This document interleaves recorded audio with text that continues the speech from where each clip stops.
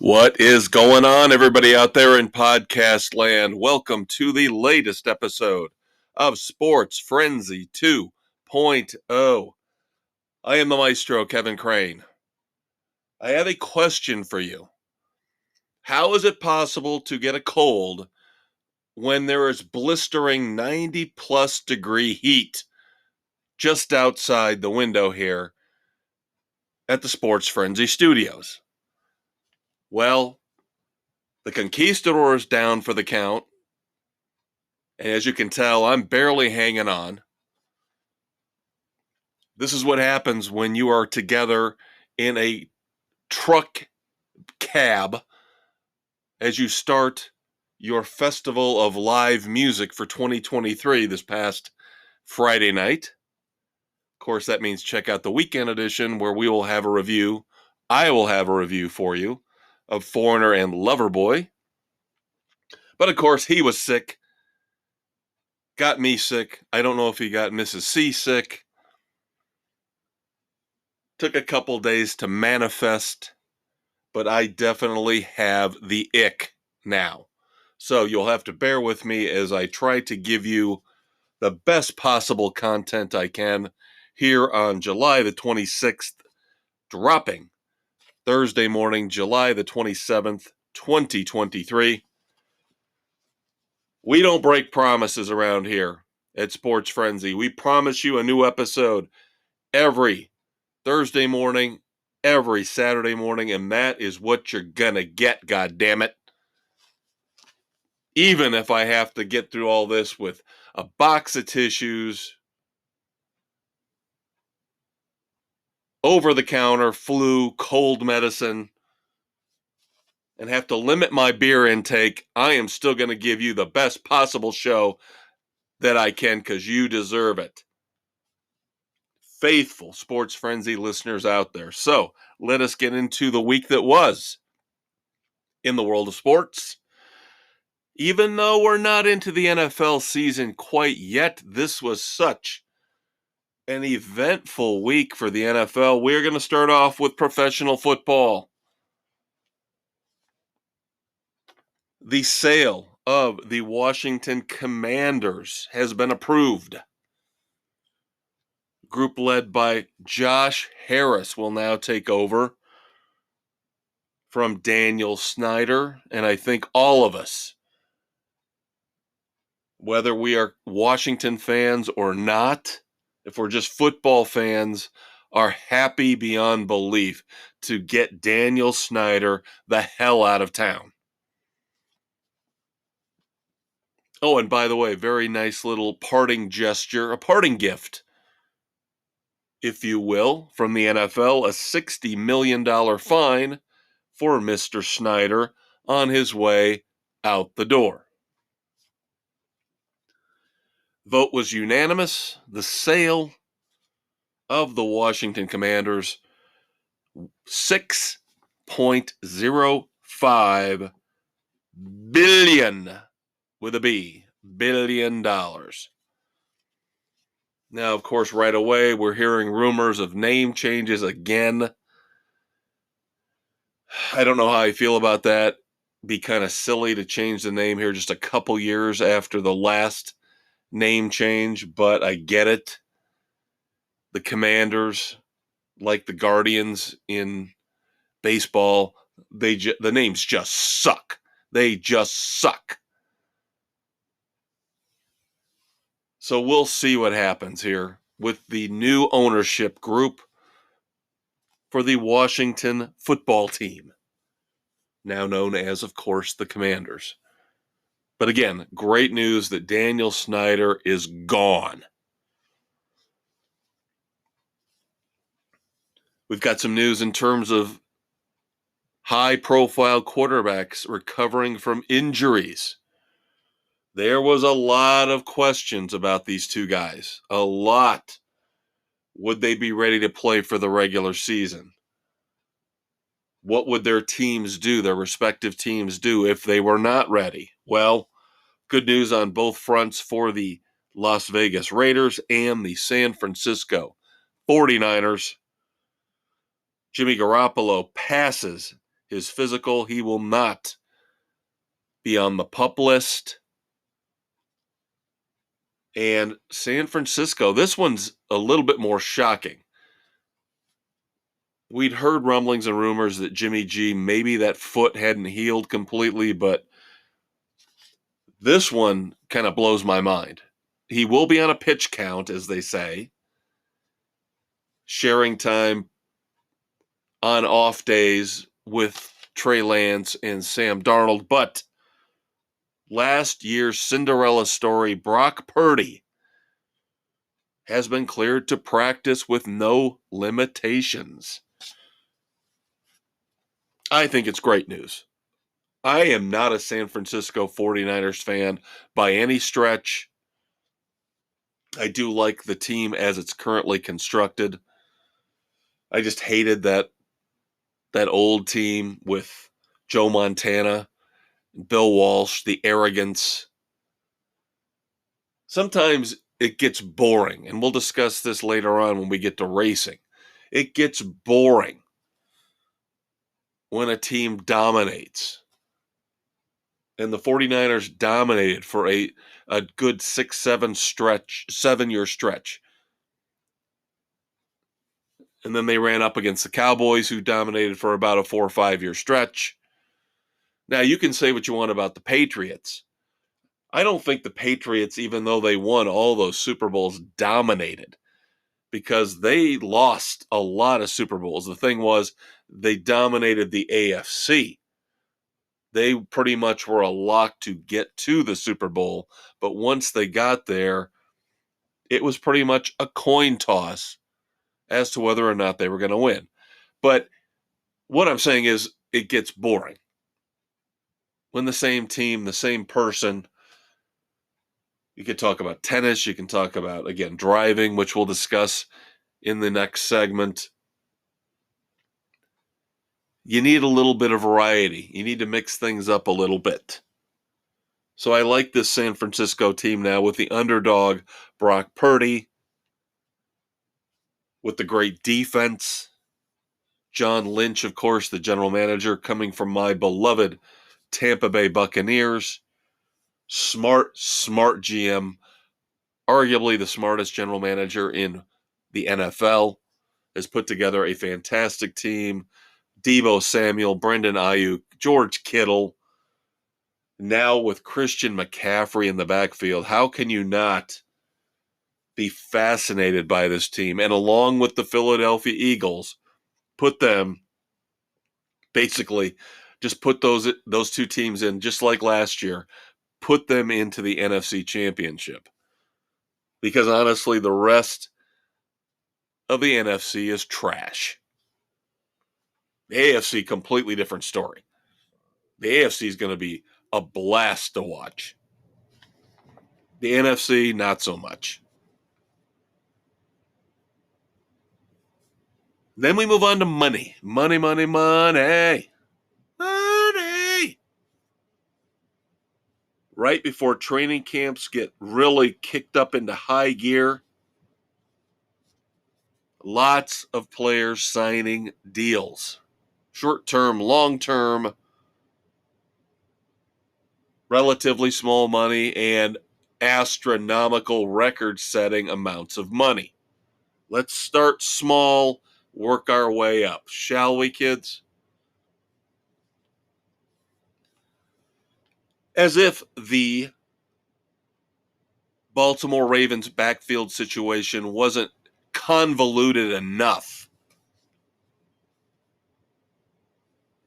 And maybe I'm looking at this a little bit like a fantasy football player, because I am.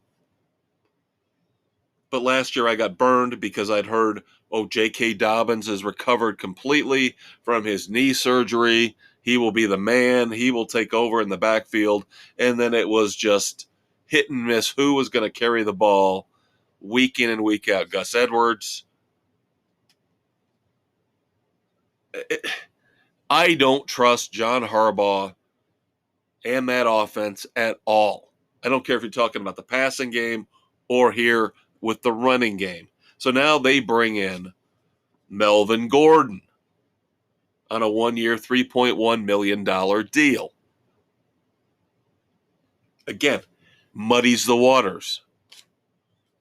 And of course, all we've heard over the past week is the devaluing of the NFL running back. Well, here's the point of logic that I am falling back on. And there have been some sane voices in sports media who have put this forth as well. Football is a hard cap sport, but the cap keeps going up year after year, very generous increments because the sport is doing well. So the league bumps up the salary cap number very nicely for the players each and every year here recently.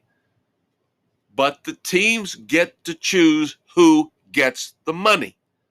That's the thing. And if they choose not to spend it on running backs, that money's going somewhere else. This isn't baseball, where the owners, like the Oakland A's owner, or the Pittsburgh Pirates owners, or the Kansas City Royals owners, are partaking of revenue sharing and just hoarding the money and not spending it on the players, putting it back into the team. That's not how the NFL works.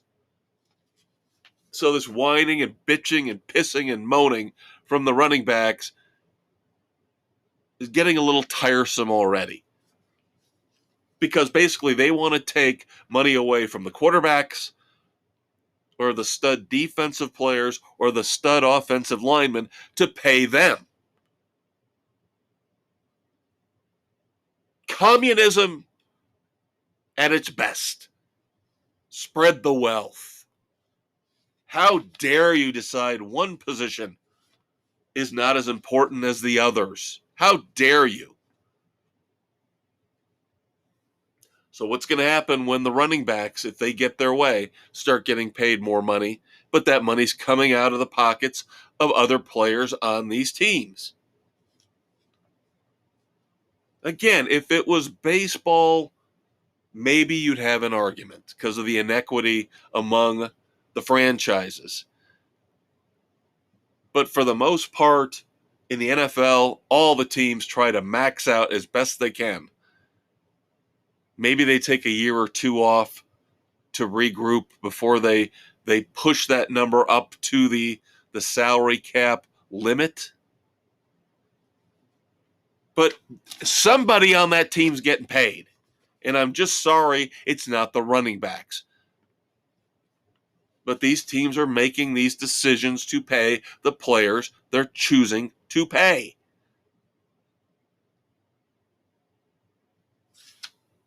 And yes, it's right now mostly the quarterbacks, as we'll get to in just a minute here.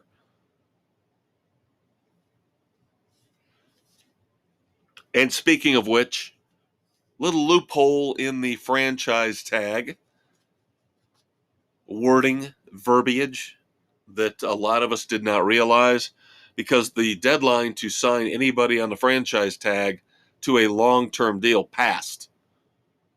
But somehow Saquon Barkley and the New York Giants agreed to a 1-year, $11 million contract. So the loophole is you can negotiate a 1-year deal even if that deadline has passed. You still can't negotiate a multi-year deal. So cry me a river for Saquon Barkley. He's getting $11 million this year. Boo freaking who?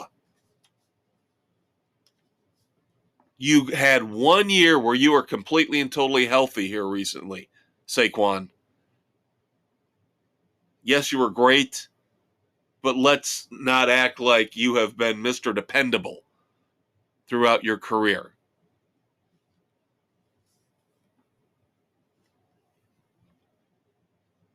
Speaking of the Giants, see, this is what I'm talking about. They're valuing the offensive line over the running back. Very soon after the signing of Saquon Barkley on his 1-year deal is announced, Their offensive lineman, Andrew Thomas, gets a 5-year, $117.5 million contract extension. Again, he's getting paid, Saquon's not. That is the Giants' choice as a business.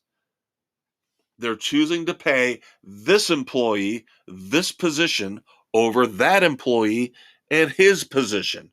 They have every right to do that. Oh, now the Cowboys. Oh, you better go after the Cowboys now. Because Cowboys paid cornerback Trayvon Diggs 5 years and $97 million on his contract extension this week. Oh, how dare you! You cut Ezekiel Elliott after overpaying him because he was unproductive. I'll tell you, Ezekiel Elliott is a big part of the reason why guys like Saquon Barkley and Josh Jacobs aren't getting paid, because Ezekiel Elliott did get paid and then underperformed. So, Saquon, Josh Jacobs, go find Ezekiel Elliott. Read him the riot act, because he's a big part of the reason why you guys aren't getting paid, because Jerry Jones paid him, and then he underperformed. That's why Tony Pollard is now the feature back in Dallas.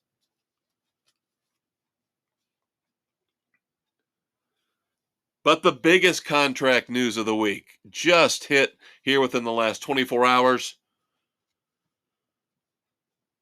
Justin Herbert, Los Angeles Chargers quarterback, gets paid. So now Joe Burrow is next. Justin Herbert gets a 5-year, $262.5 million extension, making him per year the highest paid quarterback in the NFL. Do the math, kids. $52.5 million per year. Now, I like Justin Herbert a lot. But the problem is right now he's stuck with a bad head coach. He has not won a playoff game yet, and that's drawing a lot of criticism. So you just wonder. Now, Joe Burrow's talked about how he's willing to sacrifice to make sure T. Higgins gets paid, make sure the other guys that he needs, the offensive linemen, they get paid. We'll see. How much you want to bet, news comes out within the next week, that Joe Burrow gets $53 million a year? How much you want to bet on that one? Then he becomes the highest paid quarterback in the NFL. It's a chess game, kids. It's a chess game. Then finally on the NFL front, more bad news in terms of gambling suspensions. Denver defensive end Ioma Uwazurike suspended indefinitely. That's not good. If you're suspended indefinitely, you know what that means? You were betting on the NFL. And Roger Goodell and the NFL don't like that at all. So the indefinite suspension for Denver's defensive end, Iome Uwazurike, and of course Sean Payton is mad about it, does not like the NFL doing this. Why would he like it? He's losing a major cog on his defense. And that's going to do it for segment 1. I got through that one okay. I'm getting a little stuffed up. We'll take care of that during the promo break.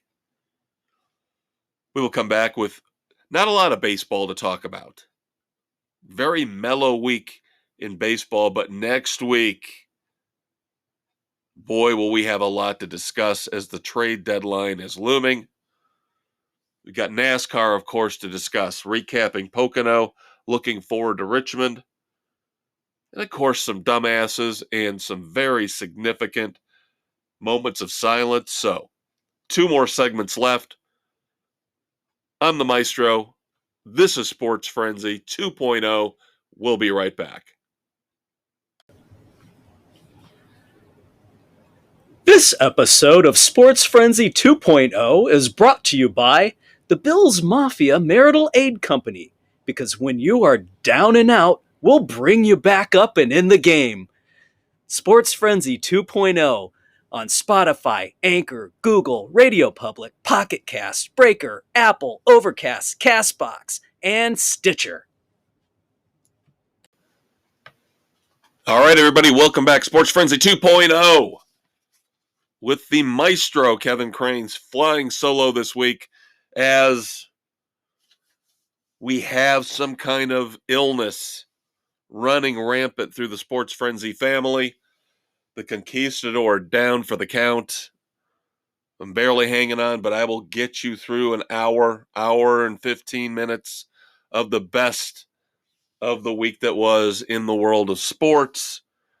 And of course, when we get to the dumbasses, the worst of the week that was. As I mentioned at the end of the last segment, not a lot to talk about in baseball. Last week we addressed the fact the Orioles overtook the Tampa Bay Rays in the AL East. The Rays are really struggling after a nuclear hot start. But the Orioles are looking great. Orioles are looking legit. We will see if they make any moves at the trade deadline, which is, of course, going to be the big news here over the next 4 or 5 days. And next Thursday morning, we will have all the trades, all the moves.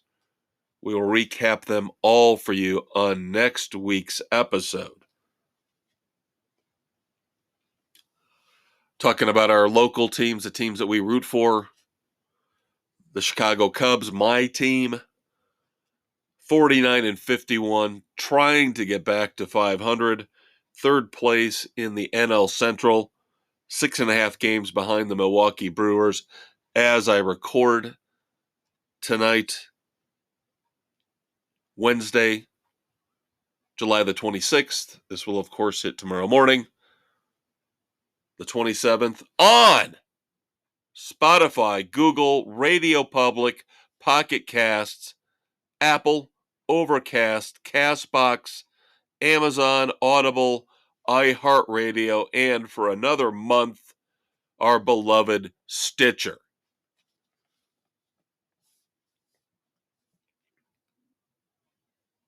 So what are the Cubs going to do? Buyers, sellers? If recent history is any indication, they will screw over the Cubs fans like me and they will sell. Even though they're within striking distance of a wild card spot right now, their run differential is by far the best in the NL Central. The cowardly Ricketts family will once again take us back into the woodshed and show us who the boss is. He will deal Cody Bellinger. He will deal Marcus Stroman, guaranteed, because that's the kind of cynical bastard that I am. Now, good news is I've heard, of course, last night Kyle Hendricks pitched. Not the best game of his career, but he still won in the Crosstown Classic against the White Sox. Kyle Hendricks probably will not be dealt.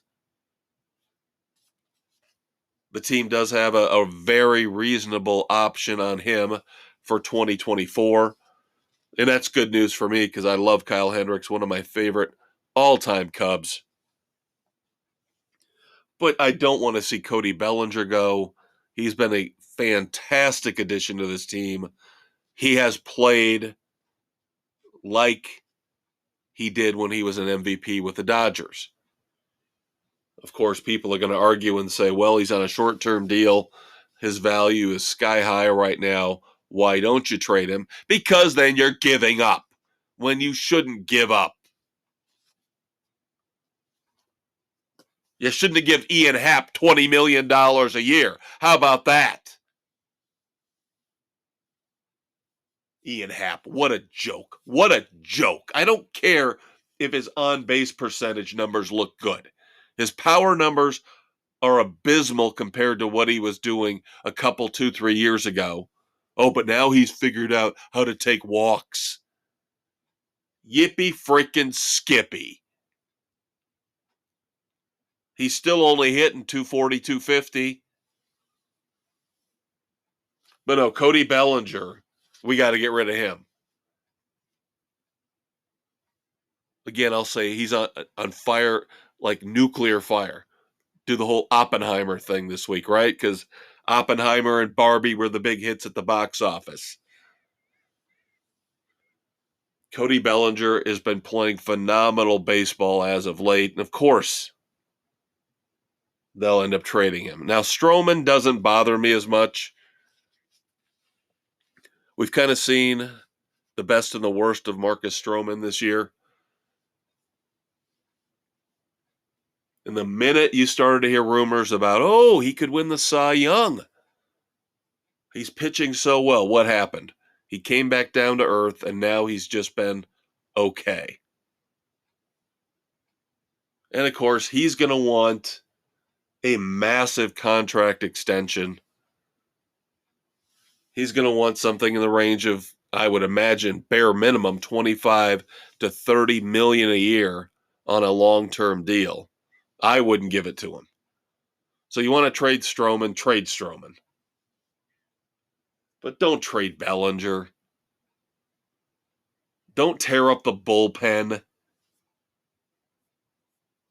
Because the minute you start doing that, you've again abandoned all hope for the Cubs fans. And then we got to go through another rebuild.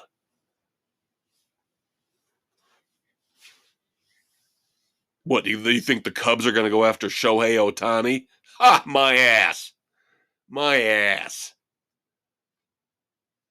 They're going to do the same thing this offseason that they've done the previous couple of off seasons, ever since they ditched out on Rizzo and Schwarber and Baez and Bryant. They're going to sign guys to one-year deals like they did with Bellinger, Hosmer, maybe throw an option in there, Mancini, and then they hope somebody like Bellinger gets hot and they trade him for younger players. Well, that's all fine and dandy, but when do the younger players start really showing up and performing so you don't have to worry about signing the aging veterans on one-year deals?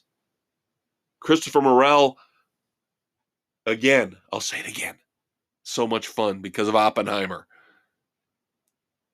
When he was finally brought up from the minors, he was nuclear. Guess what? Kind of cooled off. He's had a meltdown.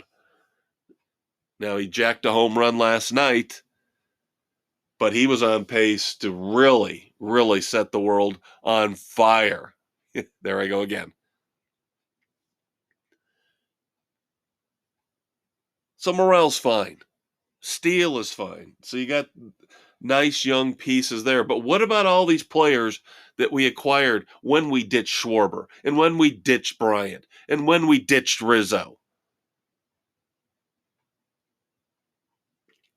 The kid who we got from the Mets for Baez, what, Crow Armstrong? Where the hell is he?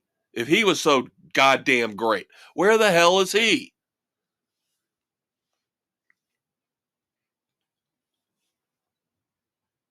Oh, there's no room in the outfield for him unless we trade Cody Bellinger, because Ian Happ and Seiya Suzuki have already got 2 of the 3 outfield spots locked up. Bull crap. Of course, Dave's not here to talk about his White Sox, but of course, they lost to the Cubs last night. The White Sox, unfortunately, are definitely going to be sellers. It's just going to be a matter of which players they part with. 41-61 for the Chicago White Sox. 4th place in the AL Central. Now they're double digits out. They're 12 games behind Minnesota. If you're after the All-Star break and you're double digits out, then you're a seller. And if it wasn't for the pathetic Kansas City Royals, I shudder to think where the White Sox would be in that division. But again, we will have all the trade deadline news, trade reviews for you on next week's episode. And then finally, to wrap up baseball, not the most impressive class to be inducted into the Baseball Hall of Fame. Now, I love Fred McGriff, so I'm cool with that. Of course, the crime dog played for the Cubs, played very well for the Cubs, kind of traveled around a little bit. But I don't have a problem with Fred McGriff in the Hall of Fame. I do have a problem with Scott Rowland in the Hall of Fame, especially when you don't have Pete Rose, Barry Bonds, Sammy Sosa, Mark McGwire, any of those guys even being considered anymore for the Baseball Hall of Fame. Oh, did I mention Curt Schilling? Who didn't gamble, who didn't take steroids, but who has a political viewpoint that the voters don't like? What kind of bullshit is that? Is this the Academy Awards or is it the Baseball Hall of Fame? All right, let's move on to college football. Just like the NFL, things are starting to gear up, ramp up, getting some news. And unfortunately, most of it is bad. Shocking news that has broke over the last 2-3 days. Michigan head coach Jim Harbaugh might be looking at a 4-game ban for recruiting violations. Now, 4 games could be a little tricky when, you hear these laughable stories about how these schools will impose a 1 or 2 game ban on their coaches, whether it's in football or basketball, right at the beginning of the season when they're playing the cupcakes. But 4 games for Michigan, 4 games for Jim Harbaugh, you got to figure there's going to be at least 1 or 2 games in there. Could be a little dicey without one of the better head coaches in NCAA football around to guide his team. We will see if that actually comes down. We'll let you know the minute we can, as soon as it happens. Rumors popping today. You figured it was a little too quiet when it came to teams moving around in college football. We heard about San Diego State 2 or 3 weeks ago, how they decided to stay in the Mountain West. Well, now, of course, with Deion Sanders, big man on campus in Colorado, now rumors are starting to circulate again that Colorado could be headed to the Big 12.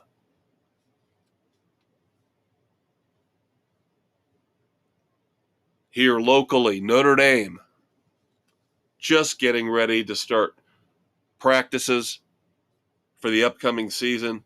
Their strength and conditioning coach, Matt Balis, has resigned for personal reasons. Not going to speculate on anything. Just a bad timing situation for Notre Dame.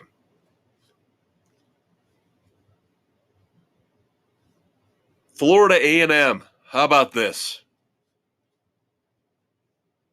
Considered putting this in with the dumbasses of the week. But until I know how much the school knew or didn't know, can't do it. Can't pull the trigger on it. That wouldn't be fair. An explicit rap video was filmed in the FAMU locker room without knowledge, supposedly, of the athletic staff. Nobody knows how the film crew, the rapper, got in there to film the video where, of course, they were wearing Florida A&M gear. And again, as I mentioned, it was explicit statement put out by FAMU. Again, the standard stock statement. This does not represent the core values of Florida A&M, blah, blah, blah, blah. All football activities have been suspended pending further investigation.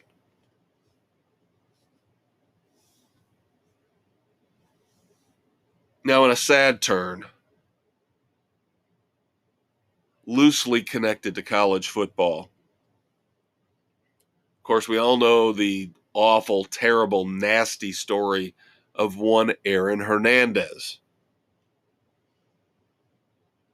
Florida tight end, paired with Rob Gronkowski with the New England Patriots, and then, of course, jailed on murder charges, now deceased.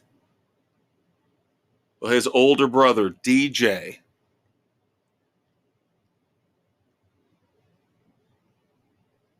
arrested, threatening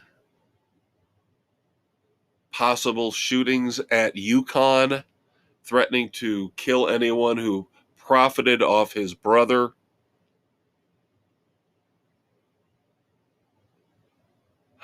This is the kind of stuff where, again, we touch on this gun violence, mental health, when it arises, when it's appropriate on this show. Now, I know the Conquistador is a big Second Amendment advocate. I don't believe you have the right to take guns away from law-abiding citizens, but I am all for strict background checks, mental health background checks if needed, as we see here in this case. Obviously, DJ Hernandez should not be anywhere near a gun, a loaded weapon. So again, the saga of the Hernandez family continues to get worse and worse.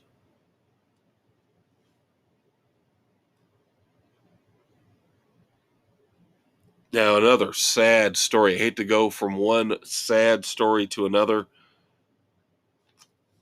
You guys know, Dave and I, we are not fans of LeBron James in no way, shape, or form. But that does not mean that this story does not affect us and does not cloud our judgment as fathers. LeBron James' son, Bronny James, of course, starting out at USC, suffers cardiac arrest. Now he is in thankfully stable condition. He is out of the ICU. Again,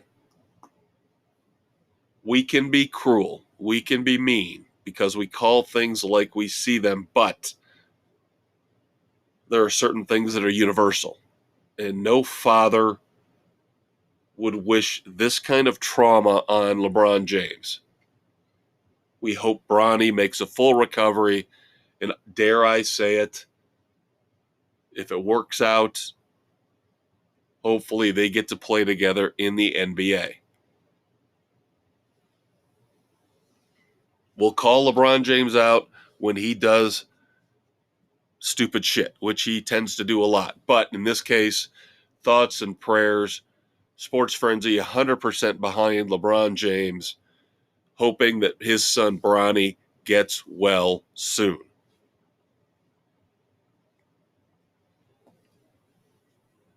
Then finally, to wrap up segment 2 here on Sports Frenzy 2.0, Sticking with the NBA, you want to talk about Justin Herbert's crazy deal from segment 1? How about Jaylen Brown of the Boston Celtics getting a supermax deal? You thought 5 years, $262.5 million for Justin Herbert was crazy? How about 5 years, $304 million for Jaylen Brown to stay with the Boston Celtics on a supermax extension? You heard me right. 5 years, $304 million. Yes, do the math. That is over $60 million a year. And I still don't know where these leagues, where these teams are finding this money. You want to say TV deals? You can say TV deals, but the way things are going with TV and streaming and the death of traditional cable, I just don't see this sustaining. I can't see this sustaining.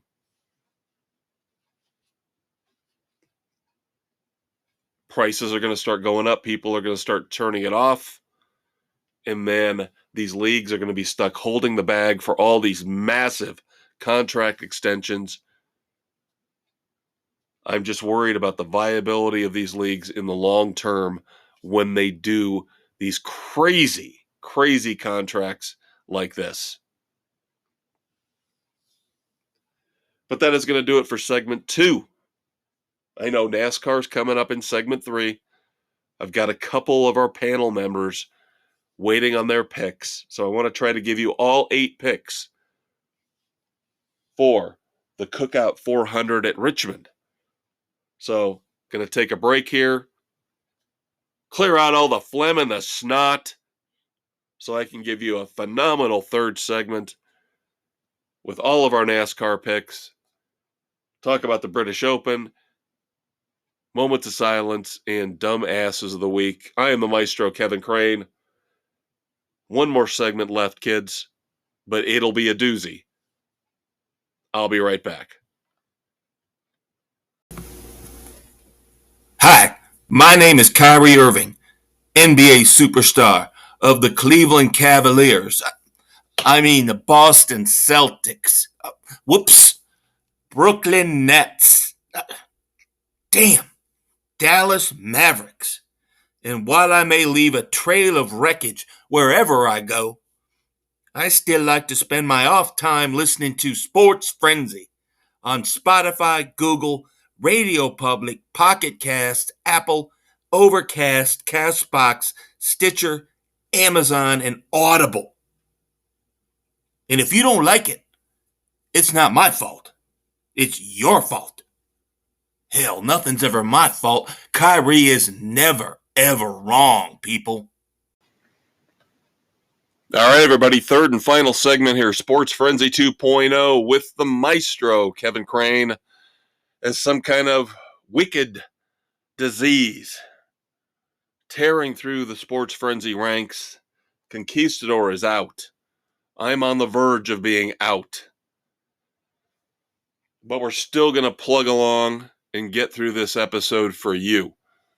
Don't forget to check out the weekend edition, where I will have a review of our first concert of the 2023 Festival of Rock.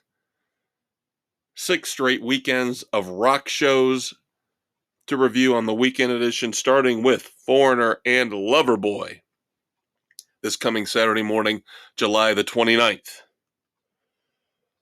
I will have a review of the movie Fall for you.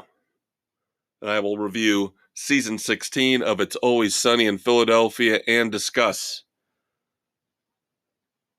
Tacoma FD, Justified City Primeval, and What We Do in the Shadows. But sports. Let's focus back on sports for another 30 minutes or so. The British Open. Congratulations to Brian Harman, shooting a 13 under, winning by 6 strokes. Pretty much dominated the weekend. There were moments where you felt maybe he was going to fall back. Maybe John Rahm was going to step up. Maybe Rory McIlroy was going to step up. Jason Day. So Brian Harman teased us on Saturday and on Sunday. He started off fairly rough, fairly poorly, both Saturday and Sunday with bogeys within the first couple holes, both Saturday and Sunday, playing over par golf early on, but then he bounced back both days, kept everybody else at bay. So again, congratulations to Brian Harman winning the British Open. Yes, we call it the British Open. We get it. Sometimes it's in Scotland, but we still call it the British Open. I'm not calling it the Open Championship. Brian Harman, congrats again, winning by 6. Couple little notes, side notes about the British Open, some fun stuff, because that's what we're all about here on Sports Frenzy, is fun stuff. Viktor Hovland, of course, did not win his first major. He has been in contention now for the last 2, 3, 4 years, one of those up-and-comers. And unfortunately, we go another 2, 3, 4 years, then he's going to be the next Ricky Fowler. And this was not a good omen. This was not a good sign. A seagull crapped on Viktor Hovland's hand.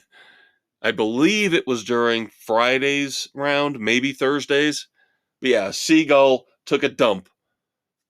Perfect aim right on Viktor Hovland's hand. And then I pay attention to advertising. I went to school for it, so I might focus in on ads a little bit more than others.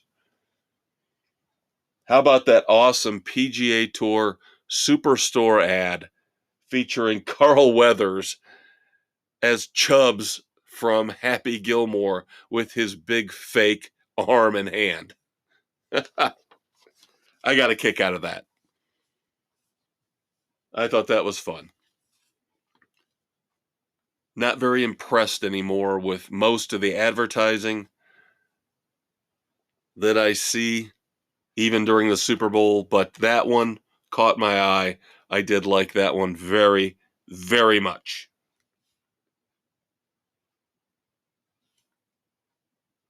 Congratulations to Jonas Vingegaard for winning the Tour de France. And I guess we have to give congratulations to Max Verstappen for winning his 7th straight Formula One race, the Hungarian Grand Prix. Now, remember when I started early on in this episode talking about the 49ers and how you don't like necessarily a dynasty, a team that dominates, a player that dominates, kind of sucks all the fun and the mystery out of it. And there are people who argue the complete 180 opposite, that it's great for sports. I say no. I like parity. When you get parity, a team that wins 2 or 3 titles, that's impressive. But this, Max Verstappen, already winning his 7th straight F1 race this year. This F1 fans, put a comment on the Facebook page. Tell me why you still watch Formula One racing when you know goddamn well who's going to win each and every week. It's going to be Max Verstappen. Why are you watching? Why? It's boring.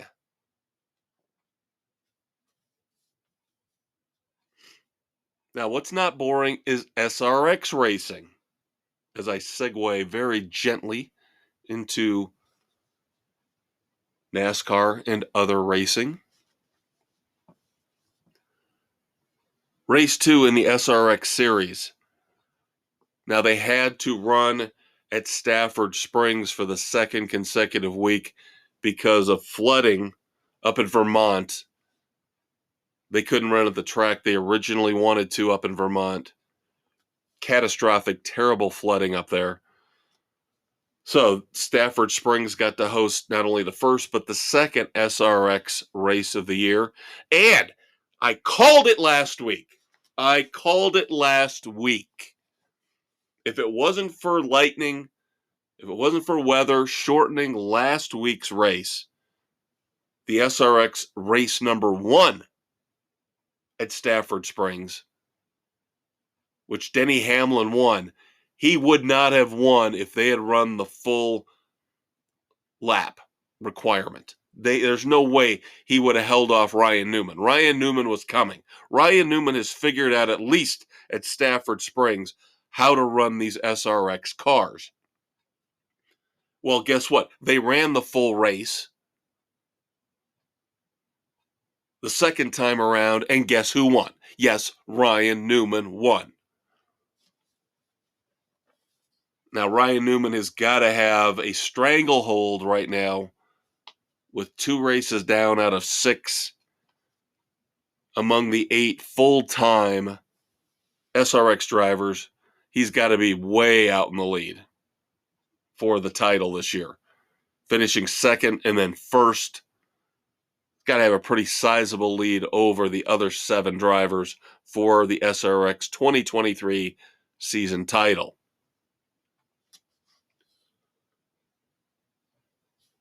Now we move on to NASCAR. Justin Haley will be joining Rick Ware Racing in 2024. Full-time Cup ride with Rick Ware for Justin Haley. Hopefully this will finally get him up a level or two. You see this with guys like Corey LaJoie, Ryan Preece. They're getting opportunities now, but they've got to make the most of them, because if they don't, they're going to be replaced. You've at least got to be as good as a guy like Michael McDowell, who has now been able to parlay some decent, consistent success into a possible spot at Stewart-Haas Racing. Of course, those are just rumors right now. We'll see if they play out.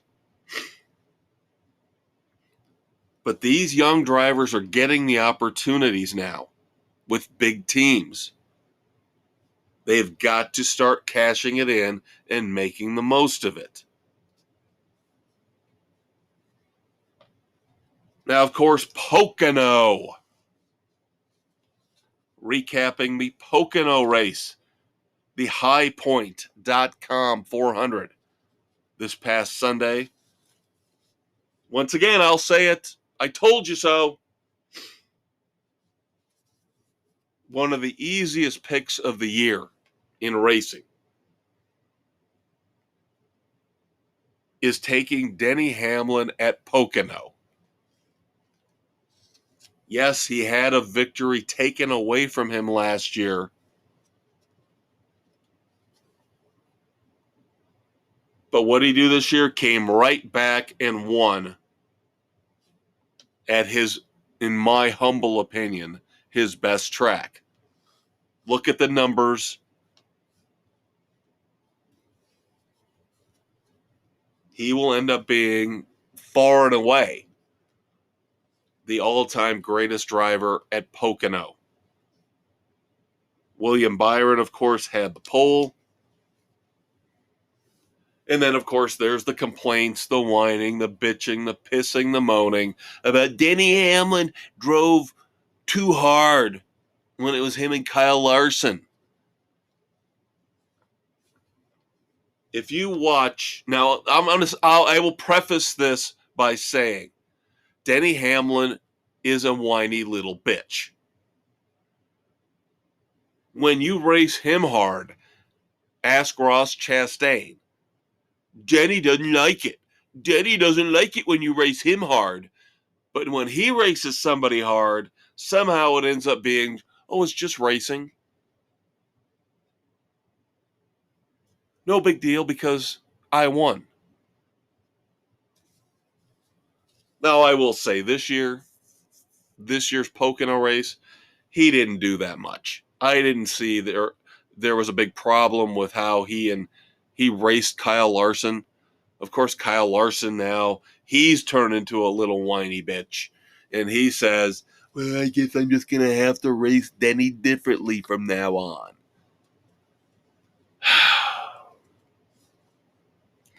This is kind of what makes NASCAR fun and intriguing, is the back and forth between the drivers. Of course, we saw during the Pocono race, Austin Dillon throw his helmet at a car that he thought wrecked him. Shades of old school, Tony Stewart, Jimmy Spencer stuff. Here's the problem. Austin Dillon sucks.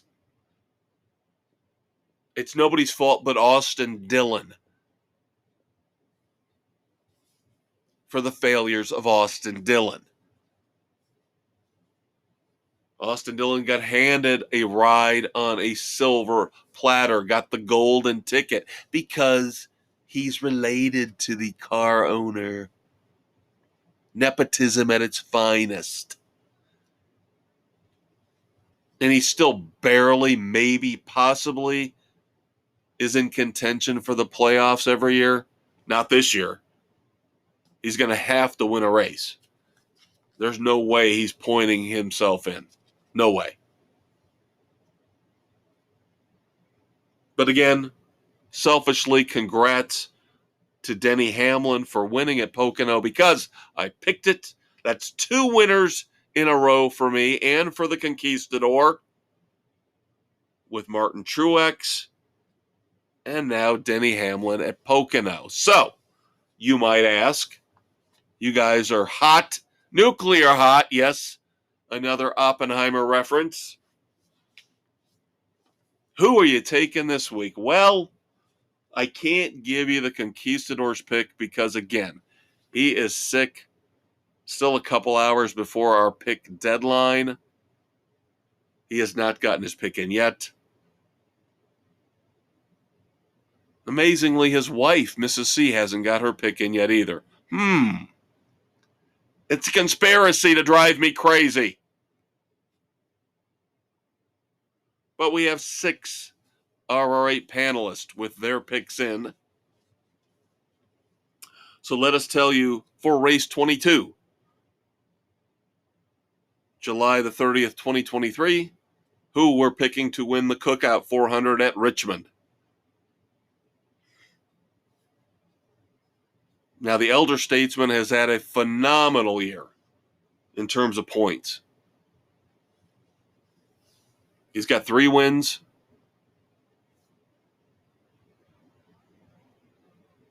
He is taking Christopher Bell. Now, on the flip side, Bill, the Big Blue W, has had a very poor year. He might not even make our version of the playoffs. And believe me, he's letting me know about it. He wants to change the rules. It basically wants to give everybody a participation trophy and let everybody into the playoffs because it's just a nice thing to do. Hell no! But I'll tell you what, he's got the best pick of the week. Again, have not heard from Dave or Jen yet. I have a feeling Dave is going to have this pick as well. The Big Blue W, Bill Lazowski taking Martin Truex Jr. for Richmond. So we've got Bell, we've got Truex. Nick thinks that Kyle Larson will bounce back after his incident at Pocono with Denny Hamlin. I think that's a great pick as well. Kyle Larson for Nick. Doug taking Ross Chastain. He's been in a slump lately. he's locked into the playoffs due to having a win, and he will definitely finish in the top 30. But Doug thinks this is a bounce back for Ross Chastain. And then finally, Aaron, the Big Easy. Why not put his pick in with mine? Because they're the same picks. Great minds think alike. Aaron, along with me, the Maestro, Kevin Crane, taking Kevin Happy Harvick to win his first race of the year. He's in good shape in terms of points. Pretty much a lock to get in on points.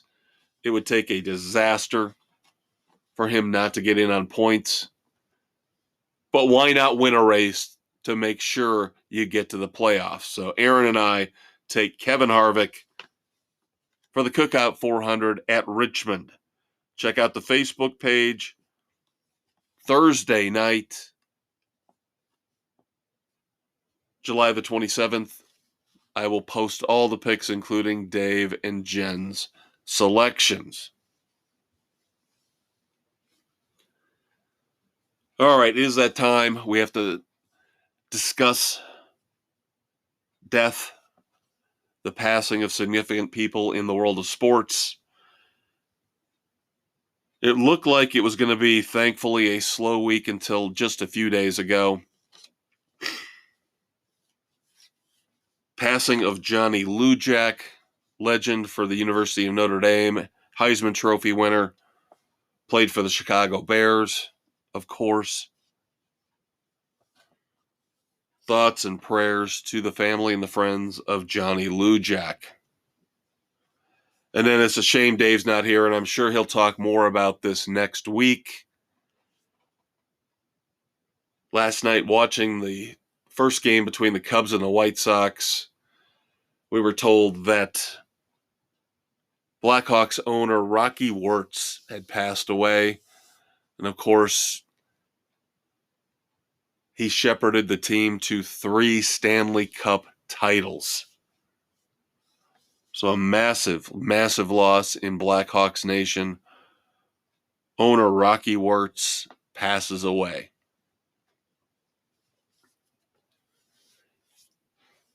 But of course, we have to pivot. We go from the sorrow, the condolences revolving around death and tragedy, to the morons and the idiots of the free world, especially the sports world. We have 4 dumbasses for you. It is time for the Red Forum and dumbasses of the week in the world of sports. So we just talked about the Hungarian Grand Prix, and I mentioned how much I hate the fact that Max Verstappen is dominating and making it boring, and I don't understand what the appeal is of watching an F1 race when you know Max Verstappen is going to win more often than not. Well, there's footage out there. If you watch the podium celebration after Max Verstappen's victory at the Hungarian Grand Prix, fellow driver Lando Norris wasn't very happy. You know, they give him the big champagne bottles, the massive champagne bottles that you take one of those, you can kill somebody if you swing it and smack them upside the head. Those champagne bottles.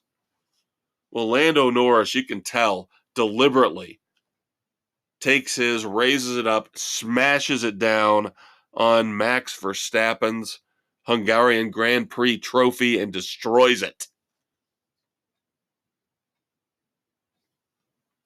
Am I being a little harsh on Lando Norris? Maybe. I kind of liked it.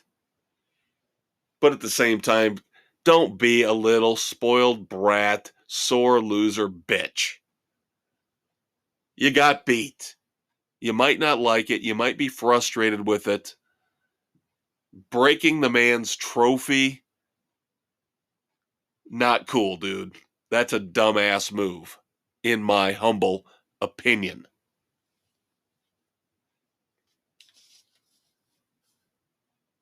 Now, we've talked about this kind of stuff here in 2023. It seems like we talk about it each and every year on Sports Frenzy. Athletes getting injured doing high-risk sports or activities in the off-season. Now, you can argue with me on this one, saying it wasn't his fault. There is inherent risk in driving a car, and you're not going to tell these high-priced athletes that they can't drive cars. Oh, we're not done with that, though, by the way. We'll have a little bit more on that in a few minutes. But for the Bills, Nyheim Hines, who they acquired last year from the Colts, slated to be their number one all-purpose kick returner, punt returner, change of pace running back. Nyheim Hines is out for the season already. Why, kids? A jet ski accident that tore up his knee. Now, he was hit by another jet ski. So you can chastise me for putting him on the list of dumbasses of the week. But again, when you're making this kind of money, again, I know you're going to drive your car to work and home and go out to the grocery store, and there's nothing you can do about it if some idiot hits you, T-bones you, and injures you. I get that. But if I'm making this kind of money, I'm not going out on a jet ski. I can do that in 10 years. When I'm in my late 30s or early 40s and I'm retired and I've banked all that money. And then if I tear up my knee because some moron hits me on a jet ski, I'm okay. I'm covered. And it's not going to detract from my earning ability. It's not going to detract from my chance to win a Super Bowl or contribute to my team so they can win a Super Bowl.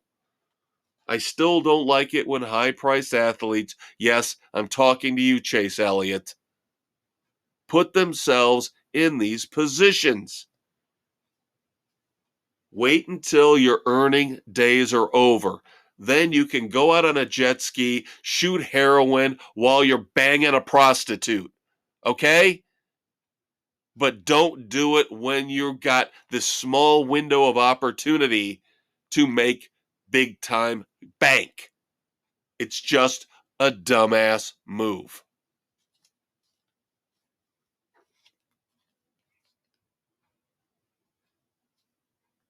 Speaking of driving, as I mentioned, nobody's going to tell these guys that they can't drive to the grocery store, take their kids to school, but maybe in some cases we should tell them they can't. Vikings rookie wide receiver Jordan Addison cited for going 140 miles an hour in a 55 mile per hour zone. Oh, but what was his excuse? There was a dog emergency. There was something wrong with his dog. Now, I don't believe the dog was in the car with him. That brings up a whole other set of issues. So let's say the dog is not in the car with him as he's going 140 miles an hour. He's trying to get to his dog. So maybe he can take the dog to the emergency veterinary clinic. But here's my question. How did he know his dog was having an emergency?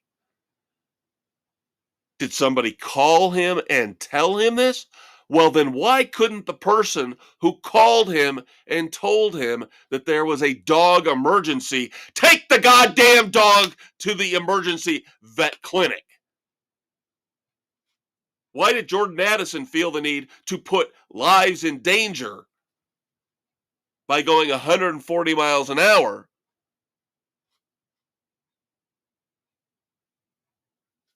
Dumbass stuff going here all around. Jordan Addison, dumbass. And if somebody did call him to tell him his dog was having emergency issues, they're dumbasses for not just taking the dog to an emergency clinic.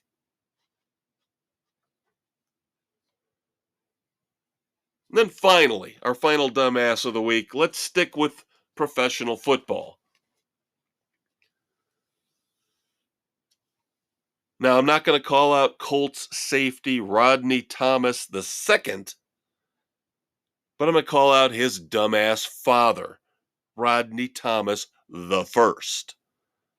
By the way, that's the biggest pretentious bullshit move of all time. How arrogant do you have to be to say, well, I don't want to give my child a unique name so they can form their own identity. I'm just going to give them my name and they'll be number 2 or junior or number 3.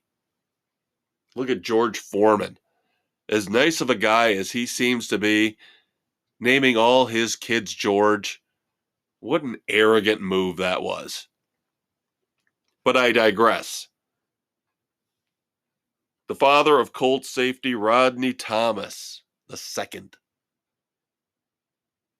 In trouble for killing a bald eagle, poaching a bald eagle near Pittsburgh, Pennsylvania.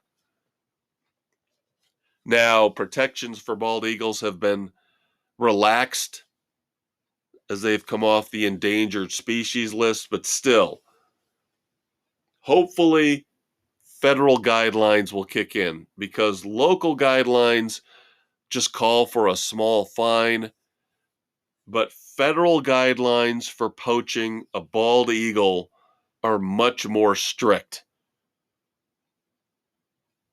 So in the end, hunters, don't get mad at me. You can go kill all the deer you want. I don't care. But a bald eagle, even though they are not endangered anymore, still a symbol of this country, still a majestic, beautiful animal that you should not be hunting, poaching, killing. I hope the feds come down on Rodney Thomas I. And that's going to do it for Sports Frenzy 2.0. Hope you guys enjoyed it. I got through it, had a blast. Now I'm going to have to take some nighttime cold medicine and conk out. I'll be taping the weekend edition tomorrow night for your enjoyment on Saturday morning, July the 29th. Hope the Conquistador gets better. Hope I get better. Hope you're doing good. Hope you're doing fine. Survive the heat if you're in the middle of this massive heat wave traversing the country. Love you guys. As always, appreciative that you listen each and every week. Dave and I will be back next week. Take care.